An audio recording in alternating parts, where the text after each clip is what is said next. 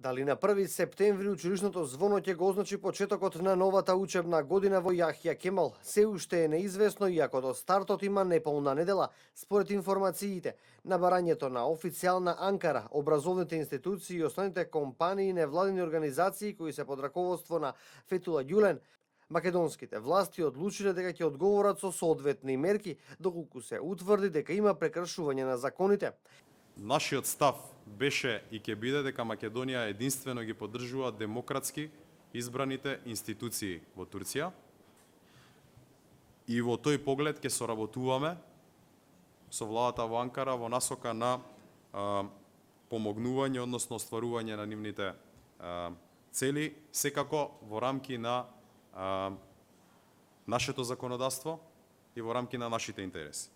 Од Јахја Кемал вела дека до нив не стасала таква одлука и дека се подготвуваат за новата учебна година. Дополнително, турската агенција Анадолија објави црна листа на фирми како блиски до Ѓулен, неделникот Заман Македонија, организацијата Седев во областа на туризмот, агенцијата Башак, исто така и транспортна компанија, но и Синџир на маркети. Во Турција се сомнечат дека се поврзани со организацијата ФЕТО. Турскиот претседател Реџеп Тајип Ердоган пред околу еден месец ги стави на црната листа дел од компаниите со турски капитал кои се распространети на Балканот, а се дел од организацијата ФЕТО која се товари за државниот удар во Турција. Оваа информација ја објави турската новинска агенција Анадолија.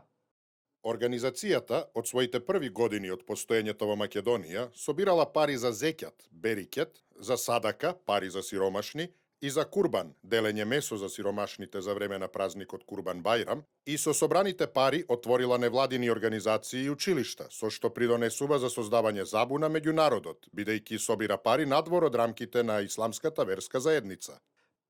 Освен во земјава, турски училишта, Јахја Кемал има 15 во Босна, 12 во Албанија, 5 во Косово и 1 во Србија.